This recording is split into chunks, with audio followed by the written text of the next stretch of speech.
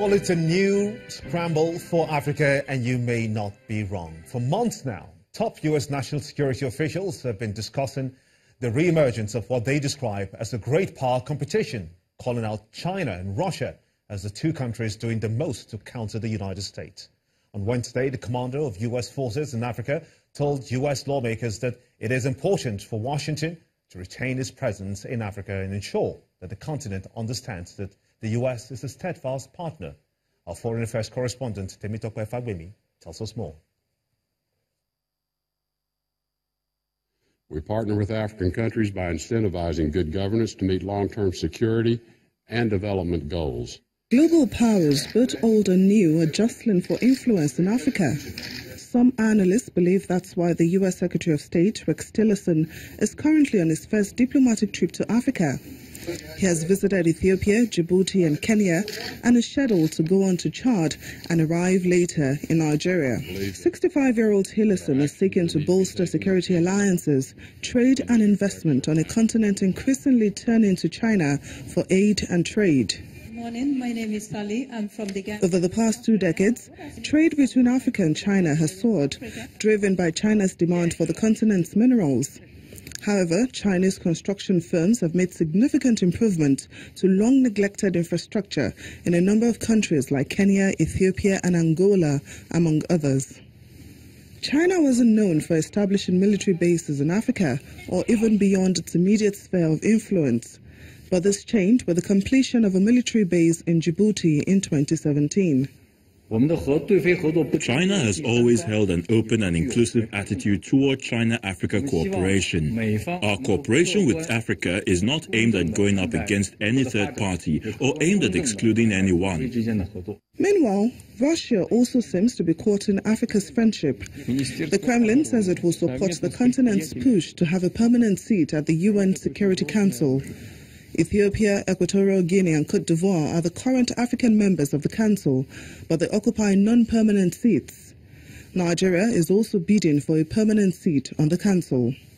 While on an official state visit in Ethiopia, Russia's Foreign Minister Sergei Lavrov admitted that the UN Security Council, as currently constituted, is skewed in favor of the world's wealthier nations. But the reforms have been part of demands by the African Union for decades. So why is Russia coming to the continent's aid now? Mr. Lavrov also visited Zimbabwe, Angola, Mozambique and Namibia, where he spoke to his counterparts and the country's leaders about trade. Unimpressed with these visits, U.S. officials say China and Russia are working to expand their influence across Africa, hoping to outspend or outcompete the United States. According to them, this is part of a larger effort by both countries to reshape the world order. Pt.3, Channels Television News.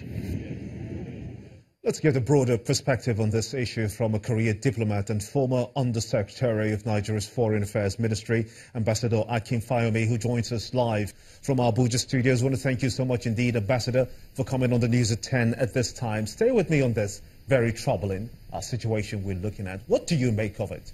Renewed interest in Africa by world powers? Yes, thank you very much for having me. Yes, this is another, as you said, your correspondent said, more or less like a scramble for Africa. But indeed, it shows that Africa has come of age and that we are not all bad news. And if the so-called superpowers seems to want to do business with us, why not?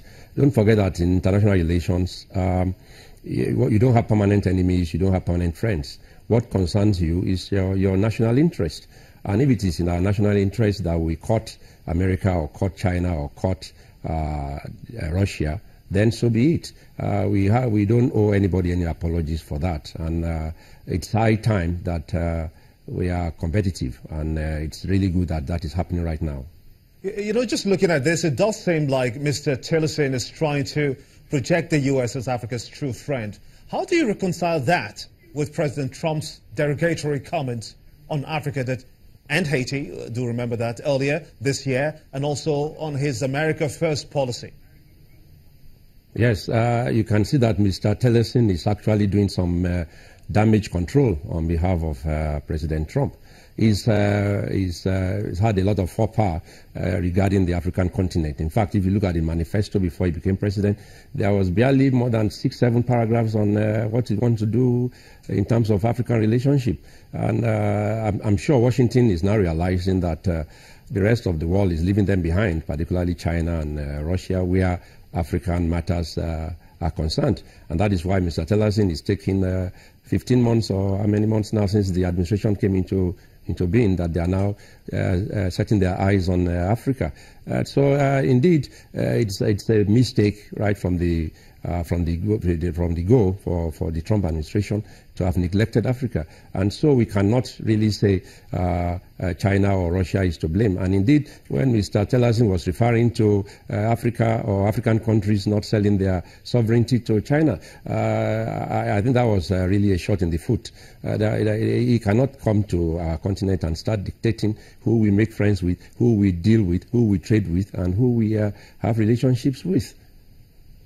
That takes me to my next question to you. As a matter of fact, do you agree with the U.S. Secretary of State that China is encouraging dependency, utilizing corrupt deals, and endangering Africa's natural resources? Do you agree with that statement?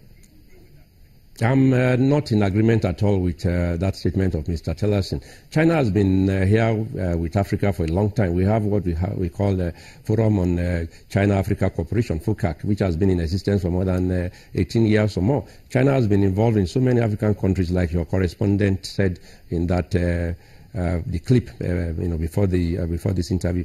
Indeed, China has been helping with infrastructural development and all that. Of course, they have concessions in mining and coal and all that. But the point is that it's a give and take relationship. We are getting something from China. China is getting something from us. When I say us, I mean the whole of Africa, not just Nigeria. So there is no basis to that statement at all, in my own opinion. Okay, now let's look at what Russia is saying. Russia says that it will back Africa's bid for UN Security Council seat. Why now, and how strong is Russia's support alone at the United Nations? Indeed, it cannot be alone because, there are 5 permanent members of the United Nations. This issue of Africa getting the permanent seat has been on for quite a long time. In fact, the African Union, or we Africans ourselves, have not gotten it right.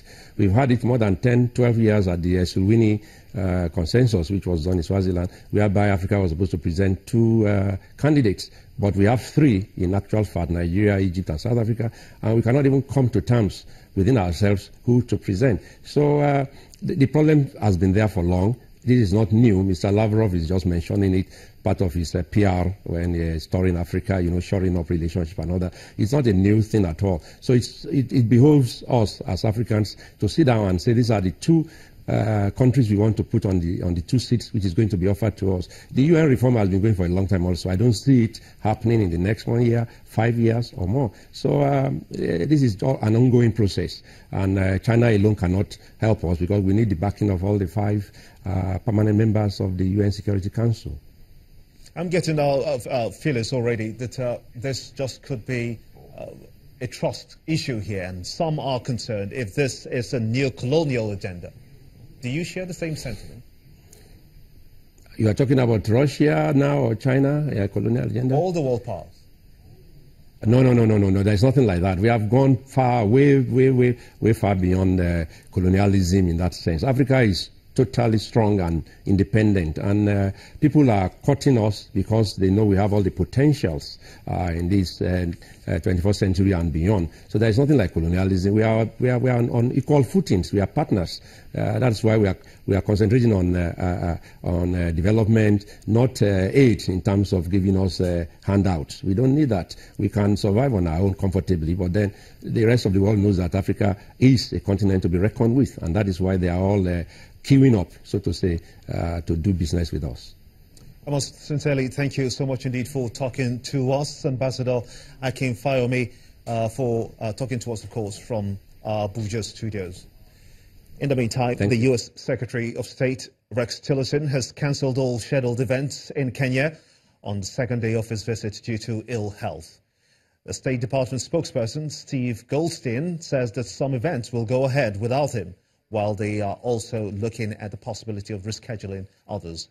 The 65-year-old Tillerson had been scheduled to lay a wreath at the site of the 1998 bombing of the U.S. Embassy in Nairobi, in which more than 200 people were killed. On arrival in Kenya on Friday, the U.S. Secretary of State advised the East African country not to stifle the media or threaten the courts.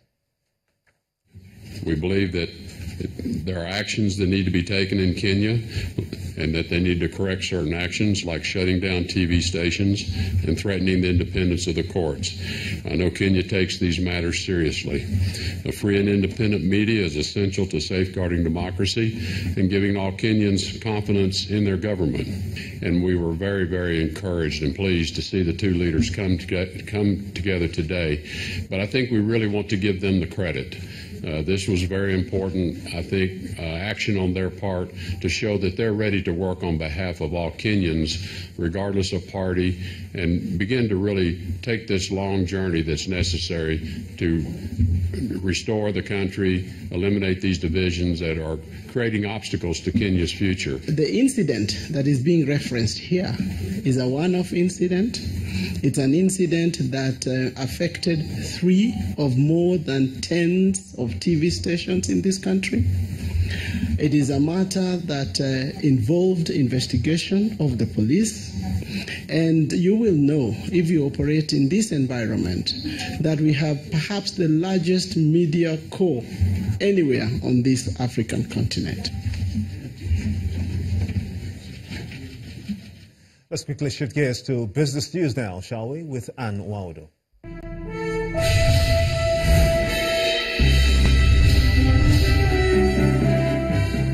Thank you, Gimba. Welcome to Business News. The Nigerian National Petroleum Corporation, the NNPC, has unveiled plans by Indonesia to buy the country's crude oil grades as it seeks investment opportunities in the upstream, midstream and downstream sectors.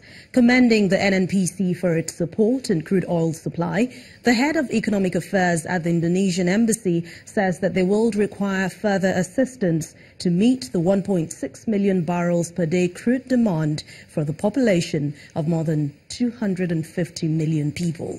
In the meantime, crude oil prices have surged by over 3% following a drop in U.S. oil rigs, strong jobs report, and optimism that a planned meeting between U.S. President Donald Trump and North Korea's Kim Jong-un could ease geopolitical tensions. The Central Bank of Nigeria has directed all banks in the country to expand its existing automated teller machine consumer help desks. This is to handle all categories of consumer complaints. According to the statement released by the financial regulator, the CBN wants all deposit money banks, discount houses and other financial institutions to establish email addresses to handle allegations of excess charges, unauthorized deductions, excess commission on turnover and fraud.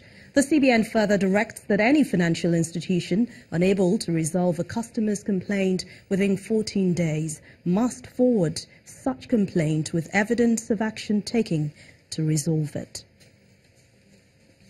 The central bank also plans to offer 191.4 billion naira of the 90 days, 25.1 billion naira of the 182-day, and 166.3 billion naira of the 364-day bills at the Treasury bills auction next week. But earlier this week, activities at the market were mixed, with a little bearish tilt as average yields rose marginally to close at 15.05%. Investor sentiment was negative across the short and the long ends of the curve, but then yields contracted at the mid-segment. Yields are expected to rise next week, supported by expected low system liquidity. Now let's take a look at the bond market. It was also bearish this week as average yields expanded by 1 basis point to close at 13.6%. Investors sold off at the short and the mid ends of the curve, with the July 2021 and the March 2024 bonds recording significant expansions. Yields at the long end of the curve saw marginal contraction led by the April 2037 bond, and dealers expect lower yields in the short to medium term next week.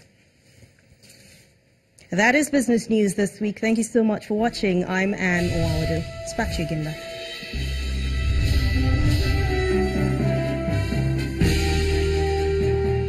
Still ahead on the news at 10, Marcus Rashford strikes twice as Manchester United earns the Northwest Derby bragging rights with a 2-1 victory over old rival Liverpool. That's in sports news. Stay with us.